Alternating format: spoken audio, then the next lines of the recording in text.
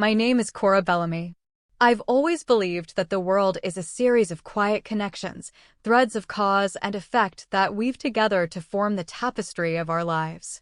My childhood was spent in Seabrook, a small town clinging to the Pacific Northwest coast, where the rhythm of life was dictated by the tides and the scent of salt and cedar was the very air we breathed. My father was a fisherman, a man who understood the ocean not through charts and graphs, but through the feel of the current against the hull of his boat. He taught me to see patterns not just in the sky, but in the subtle ways people spoke, in the things they left unsaid. While most of my peers were expected to marry into the fishing community and raise families under the same gray, forgiving skies, I was drawn to the complex currents of the world beyond. I worked 3 jobs, mending nets, waiting tables at the town's only diner, and shelving books at our tiny library to put myself through university, where I discovered the field that felt like coming home: human-centric design. It was the art and science of building systems, products, and cultures around the people they were meant to serve. It was my father's intuition, codified. For nearly 2 decades, I had built a career on that foundation, becoming a director at Apex Dynamics, a firm that prided itself on innovation. I loved my work.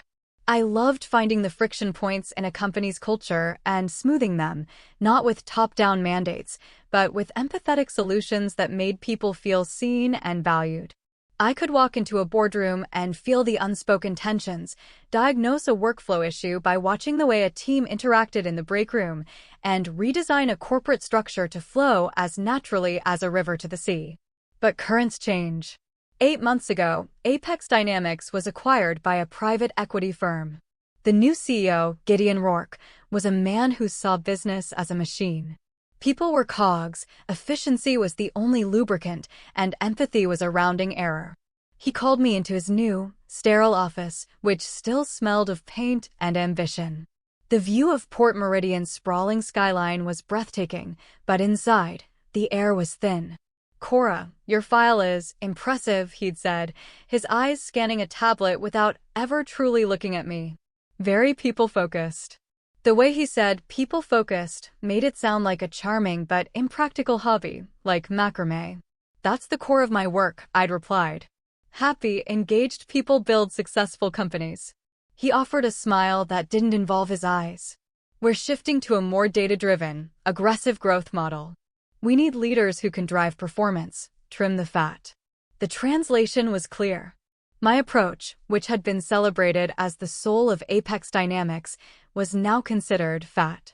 Within 2 months, I and 3 other senior managers, all of us known for our focus on culture and employee well-being, were politely and ruthlessly phased out. Our severance packages were generous, designed to purchase silence, not to honor contribution. At 41, with a sterling reputation and a network I had carefully cultivated, I wasn't worried. I saw it as an opportunity, a chance to find a new vessel for my work. But the sea was rougher than I'd imagined. The business world, it seemed, was increasingly in love with Gideon Rourke's philosophy. I sat through interviews in glass-walled offices where young men in expensive sneakers talked about disruption and crushing the competition. They wanted to know about my killer instinct, not my ability to build consensus. I spoke to legacy firms where men in tailored suits nodded politely at my portfolio before explaining that my methods were a bit too unconventional for their established clientele. The rejections piled up, each one a small erosion of my confidence. My savings, once a comfortable buffer, began to look like a dwindling shoreline against a rising tide of bills. Which brought me to today. My 73rd interview. Maddox Cole Associates was one of the oldest and most respected consulting firms in Port Meridian. Their name was a byword for prestige and power. Their offices occupied the top 3 floors of the city's tallest skyscraper, a declaration of dominance written in steel and glass. The waiting room was silent, decorated in shades of gray and charcoal, with a single, dramatic orchid on a marble pedestal. It felt less like an office and more like a mausoleum for creativity. My interviewer was a woman named Veronica Sinclair. She was the chief talent officer, a woman so impeccably tailored and contained that she seemed to absorb light rather than reflect it. Her office was a corner suite with a view that could make a god feel humble, but she sat with her back to it, as if the world outside were an irrelevant distraction. "Your resume is certainly comprehensive," she said, the word hanging in the air like a veiled insult. She tapped a perfectly manicured finger on the glossy paper. "You list several large-scale cultural turnarounds here. I must say, it seems embellished. I doubt a single consultant, particularly one without a background in hard finance, could have driven these kinds of results." A familiar tightness gripped my chest. It was the same cold dismissal I had faced for months, the quiet disbelief that my work, the work of understanding people, could possibly have tangible value.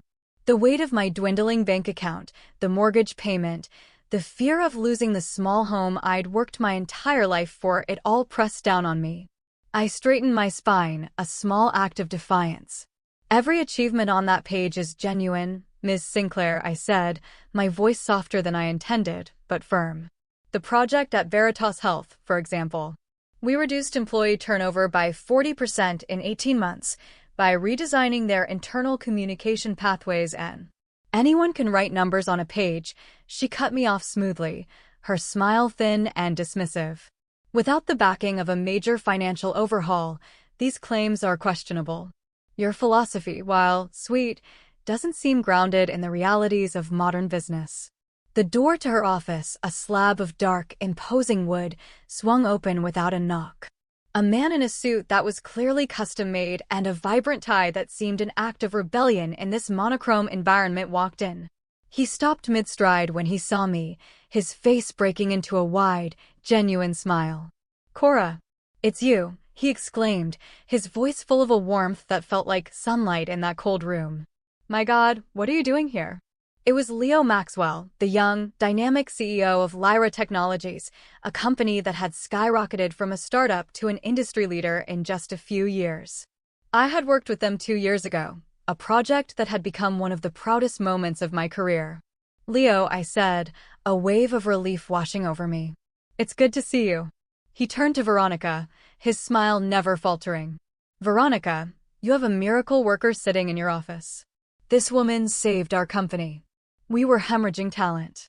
Our engineers were brilliant but miserable, working in silos, and our culture was turning toxic. Every consultant we brought in wanted to talk about performance metrics and stock options. Cora came in and talked to people. She listened. Her strategy didn't just turn things around, it redefined who we are. It's the reason we've been named one of the top places to work for 2 years running." Veronica Sinclair's mouth had fallen slightly open. Her carefully constructed composure had cracked. She looked from Leo to me and back again, a flicker of disbelief in her eyes. "That's precisely why I'm here today," Leo continued, his energy filling the room. "We're launching a major European expansion, and we want to triple our investment with Maddox Coal. Is Cora joining your team? Because, I have to be honest, that would seal the deal for us immediately. We want her leading the project."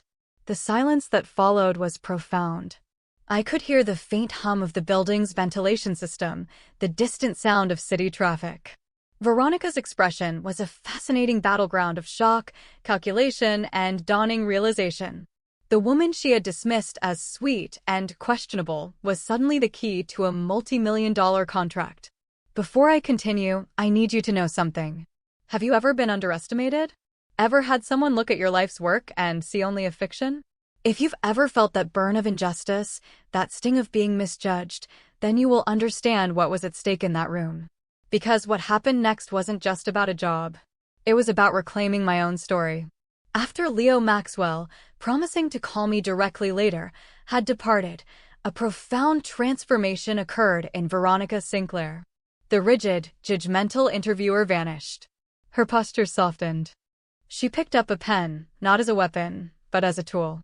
The critical edge in her voice was replaced by a tone of conspiratorial camaraderie. "Well," she said, adjusting her glasses with a flourish. "This is certainly an unexpected development. Leo Maxwell is notoriously difficult to impress. He's turned down partnerships with some of the biggest firms in the country." She looked at me now as if seeing me for the first time. "Tell me more about the Lyra project. I'd love to hear the details of how you worked with his team." I took a slow, measured breath, the vertigo from her sudden shift making me feel unsteady. I designed a framework for them called communicative architecture. It wasn't about top-down directives. It was about creating channels for ideas to flow from every level of the company. Their previous consultants had recommended a competitive bonus structure, which was fostering resentment. I identified that their core issue was a lack of psychological safety, not a lack of incentive. Veronica nodded, her pen scratching furiously across a notepad. Fascinating. And the results? Productivity increased by over 30% because teams started collaborating instead of competing. But more importantly, their top-tier talent stopped leaving. Their retention rate became the best in their sector. Impressive, she said, the word now sounding sincere. Very impressive. We should absolutely accelerate your application. In fact, given your clear expertise and your relationship with a key client like Lyra, we might consider you for the Senior Director of Organizational Strategy position. The compensation would be quite generous. The whiplash was staggering. Moments ago, she had all but called me a liar. Now she was dangling a senior directorship. The position requires someone who commands respect, she continued, completely oblivious to the irony. Someone with gravitas. It's clear you have that. I watched her mesmerized as she rewrote our shared reality in real time. The dismissive gatekeeper was gone. In her place was an astute talent scout who had, apparently, recognized my potential from the moment I walked in. As she enthusiastically outlined the next steps, a formality meeting with the board, a discussion of terms, my mind replayed her earlier words, questionable, embellished, sweet. She smiled warmly, a stark contrast to the thin, tight line her lips had formed just 10 minutes before. We could have an offer prepared by tomorrow. I'll just need to confer with Arthur Maddox himself, but after Leo's endorsement, I'm confident it's just a matter of procedure. I looked at her at the eager, expectant expression on her face. The earlier contempt had not just vanished, it had been scrubbed from her memory as if it had never existed. That's quite a shift in perspective, Ms. Sinclair, I said, my voice quiet but clear. She gave a light, airy laugh. Oh, please, call me Veronica.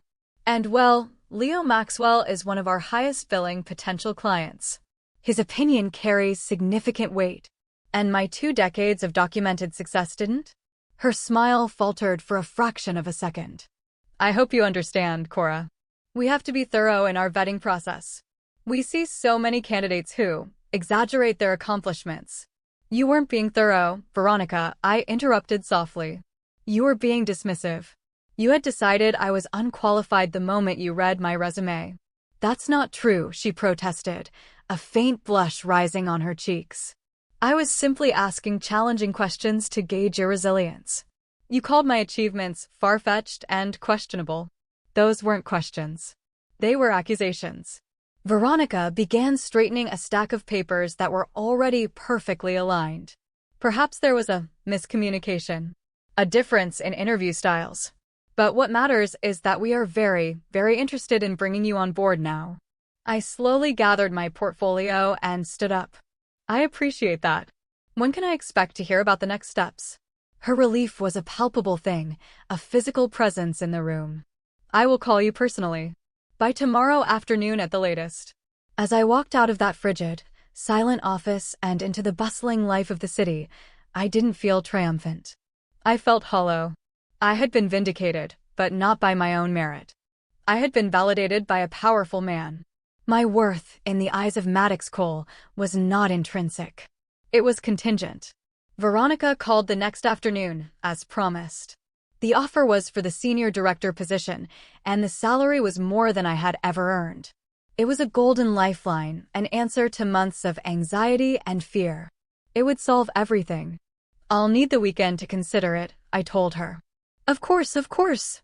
Take all the time you need, she said, her voice dripping with accommodation. That weekend, the offer letter lay on my kitchen counter like a sacred text or a death sentence. I couldn't decide which. The numbers on it promised security, an end to the gnawing worry that had become my constant companion. But my soul felt a deep, profound resistance. I thought of all the other chorus, the talented, experienced people, especially women over 40, who had been turned away from doors like Veronica Sinclair's without a Leo Maxwell to magically unlock it for them. Taking this job felt like becoming part of the system that had so thoroughly broken my spirit. On Saturday, my phone chimed. It was a message from Priya, a brilliant data analyst from my old team at Apex. We, along with our former colleague David, had been meeting for coffee every few weeks since the acquisition, a small support group for the culturally exiled. Coffee tomorrow? The Gilded Bean? I have news. The next morning, I found Priya and David already settled in our usual corner booth at the cozy, chaotic cafe. Priya, with her sharp mind and even sharper wit, was radiating an energy I hadn't seen in months. David, a veteran strategist in his late 50s who had been pushed out for being too old school, looked calmer and more centered than ever. I've been doing some freelance consulting, Priya began, leaning forward, her eyes bright. For 3 of our old clients from Apex. And they all said the same thing in different ways. Why isn't there a firm that actually gets it? That understands that a company's greatest asset is its people. I nodded, a familiar ache in my chest. I remembered the endless battles at Apex to prove that cultural health wasn't a fluffy HR initiative, but the very engine of sustainable success. The big firms like Maddox Cole, David added in his calm, deliberate way, they have the spreadsheets and the PowerPoints, but they miss the soul of a company. They try to fix human problems with financial models. So, I've been thinking, Priya said, her gaze sweeping between David and me. What if we created that firm? What if we built the company we always wanted to work for? My heart gave a sudden, powerful lurch. You mean, start our own company? Exactly, David said, a slow smile spreading across his face. Synergy Works. A place where data and humanity meet. Between the 3 of us, we have the experience, the contacts, and if I'm guessing correctly, our severance packages are still mostly intact. My hand trembled slightly as I reached into my bag, pulled out the Maddox Cole offer letter, and slid it across the table. Priya scanned it and let out a low whistle. David raised his eyebrows. That's a life-changing number, Cora, he said gently. But your face tells me it's not the life you want. The woman who offered me this job, I said, my voice thick with emotion, spent 20 minutes telling me my entire career was a lie. Then my old client walked in, and suddenly I was a visionary. If I take this job, I'm agreeing to their terms. I'm admitting that my value is determined by who co-signs it, not by what I've built. Priya pushed the letter back toward me. So, what's your alternative? For the first time in 8 long months, a genuine, unburdened surge of energy flowed through me. A sense of purpose, clean and bright. I think I said, a real smile finally reaching my eyes, that you both just suggested it. Over the next 3 hours, fueled by coffee and a shared sense of righteous purpose, we sketched out the blueprint for Synergy Works. Our vision was not just to serve clients, but to change the very conversation about what makes a business successful. We would be a consultancy that led with empathy, that used data to illuminate human stories, not to erase them. On Monday morning, I sat at my laptop and composed a polite, firm email to Veronica Sinclair, declining her generous offer. I wrote that I had decided to pursue an opportunity that was more aligned with my personal and professional philosophy. I thanked her for her time and wished her well. Her reply was almost instantaneous. Cora, this is deeply disappointing. I urge you to reconsider. Perhaps we can discuss an increased compensation package? Arthur Maddox was very keen to move forward. Leo Maxwell specifically asked about you this morning. I read the email, a small, sad smile on my face. She still didn't get it. It was never about the money. I replied simply, my decision is not about compensation. I wish you and Maddox Cole all the best. Then, I closed my laptop. And for the first time in a very long time, I felt free. The first 6 months of building Synergy Works were the most exhilarating and terrifying of my life. We pulled our severance packages, a move that felt like jumping from a cliff while weaving our own parachute on the way down. We worked from the sun-drenched, glass-walled extension of David's home, a space filled with books and plants that felt a world away from the sterile towers of downtown. Our first breakthrough came from an unexpected place. A former junior manager from Apex, a young man named Liam, had landed a role at a regional organic food company. He reached out, remembering my work. "Our company culture is a mess, Cora," he confessed over the phone. "We're growing fast, but we're losing our soul. The founders are clashing, and the staff is caught in the middle. Our board wants to bring in a big firm, but I told them about you. I told them you could help us find our way back." The budget was a fraction of what a single project at Apex would have commanded, but the opportunity was priceless. We didn't go in with spreadsheets. We went in with notebooks and open minds. We spent a week just talking to people, from the delivery drivers to the founders. We mapped the company's emotional landscape, its points of friction, and its hidden well springs of passion. Our final presentation wasn't a list of directives, it was a story. The story of their company, what it had been, and what it could become. We gave them a roadmap back to their own values. The project was a resounding success. That one small client led to 3 more referrals. By the end of our 4th month, we had hired our first 2 employees and moved into a real office, a beautiful, light-filled space in a converted sail loft in the old tannery district, with exposed brick walls and massive windows that looked out over the marina. I insisted our main meeting room have glass walls. Transparency, I declared, would be a core principle, not just a buzzword.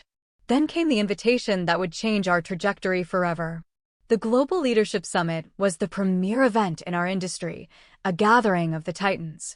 A startup like ours would normally be invisible, but David had served on an advisory board with the conference organizer years ago. He leveraged that old connection to secure us a small presentation slot on a secondary stage, in the last time slot of the day. Our topic was the human balance sheet, measuring the ROI of a thriving culture. It wasn't designed to be provocative. We simply presented our case studies, showing with Priya's elegant data visualizations how empathy, trust, and psychological safety directly translated into innovation, retention, and profit. We didn't know that Leo Maxwell, CEO of Lyra Technologies, had decided to skip the main keynote to attend our session. When we opened the floor for questions, he was the first to stand up. The room, which had been sparsely populated, suddenly felt charged with electricity. "Your methodology," he began, his voice carrying easily through the room, "it challenges everything the major firms have been telling my board for years. How confident are you in these projections?" I recognized him instantly, but kept my composure.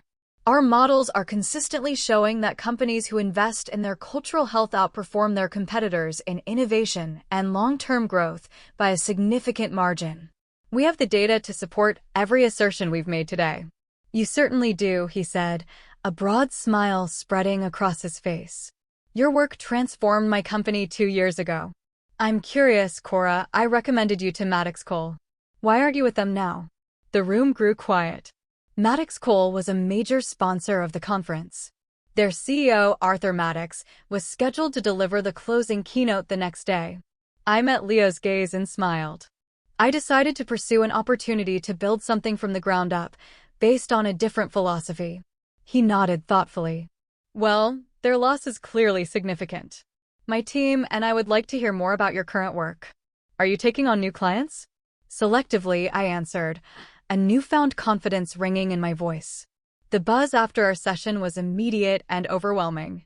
People who had skipped our talk were suddenly asking for our presentation deck. Industry bloggers who had been chasing after the CEOs of monolithic firms now wanted a quote from the co-founder of Synergy Works. The most significant moment, however, came that evening at the grand networking reception. I was deep in conversation with a potential client when I felt a familiar, cold gaze on me. Across the crowded, noisy ballroom, I saw Veronica Sinclair. She stood beside her CEO, Arthur Maddox, a tall, imposing man with silver hair and an air of unshakable authority. His expression was tense as he watched Leo Maxwell purposefully make his way through the crowd toward me. "Cora," Leo called out, his voice loud enough to make nearby conversations falter. "I've just spoken with our board. We want to transition our entire European expansion strategy, the cultural integration component, to Synergy." I saw the color drain from Veronica's face. "That's a A substantial portfolio, Leo, I said, acutely aware of the dozen pairs of ears now tuned into our conversation. And you're the only team I trust to handle it, he replied firmly. Frankly, we've been deeply unsatisfied with the limited vision of our current consultants. I felt Veronica's stare intensify as she began whispering urgently to Arthur Maddox. We would be honored to discuss the opportunity, I said, my voice steady and professional. Excellent, Leo said. And fair warning, I've already mentioned your firm to my friends over at Orion and Argent. You should expect some calls. As Leo moved on, Arthur Maddox and Veronica immediately intercepted him. From across the room, I watched the tense, brief exchange. Leo shook his head several times, gestured in my direction, and then walked away, leaving them standing in his wake. A few minutes later, Arthur Maddox approached me at the bar. Cora Bellamy, isn't it? Arthur Maddox, CEO of Maddox Cole. Mr. Maddox, I said, meeting his gaze. I understand there may have been some confusion during your interview process with us, he began, his voice smooth as polished marble. There was no confusion, I replied evenly. Your chief talent officer made her assessment of my qualifications quite clear. Until a valuable client changed her mind for her. He had the grace to wince. Sometimes our processes fail to properly identify exceptional, non-traditional talent. I would like to personally apologize and explore whether there might still be a fit between your unique expertise and our organization. That's kind of you, Mr. Maddox, but synergy is my focus now. Perhaps a strategic partnership, then, he pressed. Your boutique approach combined with our global resources. It could be a powerful synergy. Before I could respond, David appeared at my side, a welcome anchor in the churning sea of the evening. Cora, forgive me for interrupting, but our next appointment is here. No such appointment existed, but his timing was impeccable. Of course, I said, turning back to Arthur. It was a pleasure meeting you. As we walked away, I felt Veronica Sinclair's eyes on my back, a look I could no longer interpret as simple contempt. It was something far more complex, the bewildered stare of someone who has just watched the world they knew shift irrevocably beneath their feet. The conference was our tipping point. Within 3 months, we had signed contracts with 7 major clients, including the European expansion project for Lyra. Our small team of 5 grew to 17. We hired carefully, looking not for polished resumes from Ivy League schools, but for what we called perspective-rich individuals. We hired a former social worker with an uncanny ability to read group dynamics, a history professor who was a master storyteller, and a young data scientist who had been rejected by every major firm because she was self-taught. Our team didn't look like any other consulting firm, and that was our greatest strength. What made our approach revolutionary was its simplicity. Traditional firms took a problem and applied a pre-existing, one-size-fits-all model. We did the opposite. We started with the people, with the unique culture of each client, and built a bespoke solution from the ground up. We didn't just deliver reports, we delivered understanding. And the results were consistently, staggeringly better than the industry standard. Then, 13 months after we had sketched our dream on a napkin at the Gilded Bean, the old world struck back. Priya burst into my office, her face grim, holding up her tablet. The headline of the industry's leading digital newsletter read, Maddox Cole launches Horizon Markets, a new division to tackle corporate culture. I read the article. It described a new, specialized unit focused on undervalued assets within corporations, namely, human capital and cultural dynamics.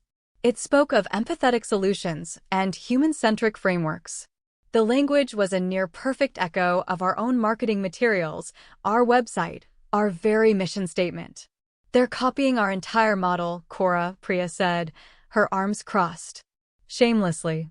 I scrolled to the bottom of the article. And guess who Arthur Maddox has appointed to lead this new division? Who? Veronica Sinclair. Priya's eyes widened in disbelief. The woman who told you your experience wasn't credible is now in charge of a division built on your philosophy. The very same, I said, a strange calm settling over me. Later that day, David discovered something even more alarming. Maddox Cole, using their massive financial leverage, had approached 3 of our key clients, offering identical services for 30% less. "They're trying to bleed us dry," David said, his usual calm replaced by a deep-seated anger. "They can afford to operate at a loss for years to push us out of the market." I leaned back in my chair, looking out the large window of my office at the boats bobbing in the marina. They could copy our words. They could undercut our prices. But there was one thing they couldn't replicate. "They can't replicate our team," I said quietly. "They can't replicate our thinking." A new idea began to form, a way to move the game to a board they didn't even know existed. "Priya, that talent assessment framework you were experimenting with, how far along is it?" The framework was Priya's passion project. It was a radical new way to identify potential in job candidates, using scenario-based challenges and psychometric analysis to measure qualities like intellectual curiosity, resilience, and collaborative aptitude, qualities that a standard resume could never capture. "It's still in beta," she cautioned. "It's not ready for clients." "Then let's get it ready," I said, a new fire igniting within me. This isn't just about protecting our business anymore. It's about proving our entire philosophy. They want to copy our last idea? Fine. We'll be 3 steps ahead, on to the next one. For the next month, we worked with a singular focus. While Maddox Cole was busy reverse engineering our cultural strategies, we were perfecting a tool that would change the very foundation of how companies build their teams. When we finally deployed the framework with a pilot client, the results were astonishing. The system identified 4 exceptional candidates for a senior engineering role, all of whom had been automatically filtered out by the client's traditional applicant tracking system for not having degrees from target universities. The client's CTO was flabbergasted. These people, their resumes would never have crossed my desk. But in the simulations, they're brilliant. That's precisely the point, I explained. Excellence doesn't follow a formula. Word of our new tool spread through our client network like wildfire. We had pivoted. We weren't just helping companies fix their existing cultures anymore. We were helping them build better ones from the ground up by finding the overlooked talent they had been blind to. 2 months later, an email landed in my inbox that made my heart stop for a second. It was from a senior vice president at Maddox Cole, requesting a meeting on behalf of Arthur Maddox. The subject line read, "Regarding a potential strategic acquisition." Curious, I agreed. This time, I knew the currents, and I was at the helm of my own ship. When the SVP arrived at our Saleloft office, he looked visibly out of place, a man in a pinstripe suit in a world of comfortable creativity. After a few awkward pleasantries, he came to the point. "Mr. Maddox and the board have been extremely impressed with your firm's growth and innovation," he said stiffly. "Particularly with your new talent assessment framework. They would like to discuss the possibility of acquiring SynergyWorks." "I see," I said, keeping my expression neutral. "And who at Maddox Cole would be overseeing the integration of our firm, should an acquisition proceed?" "That would be Veronica Sinclair," he replied. "As the EVP of Strategy and Integration, it would fall under her purview." I smiled. A genuine, confident smile. "Perfect. Please tell Mr. Maddox I am open to a conversation. I look forward to it." The meeting was set for the following week in their grand, imposing boardroom on the top floor of their skyscraper. I walked in, flanked by Priya and David, not as a nervous job applicant, but as the founder of the company they now desperately wanted to buy. Arthur Maddox greeted us warmly. Veronica Sinclair stood slightly behind him, her smile a carefully painted mask. "Cora, so good to see you again under these circumstances," Arthur began.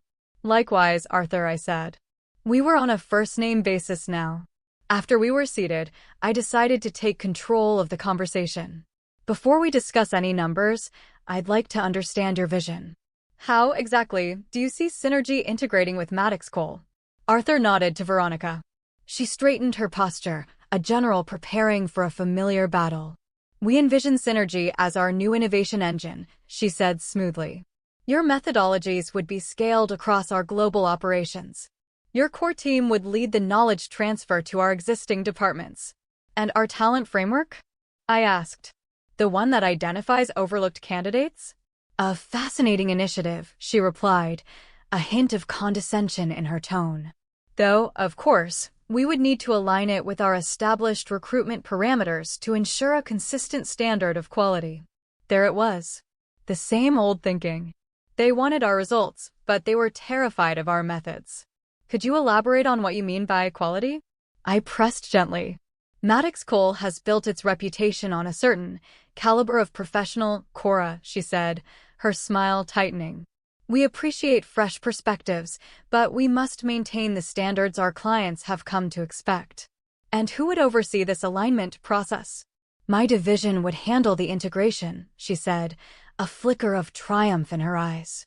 I would work very closely with your team. Arthur jumped in, sensing the rising tension.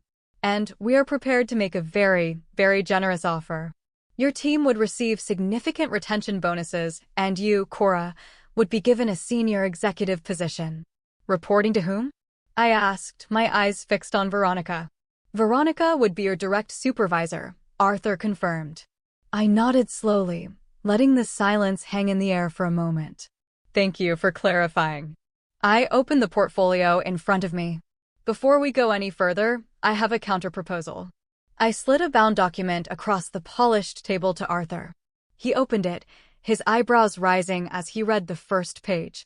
Veronica leaned over to look, her expression shifting from curiosity to pure, unadulterated shock. This is highly unconventional, Arthur murmured.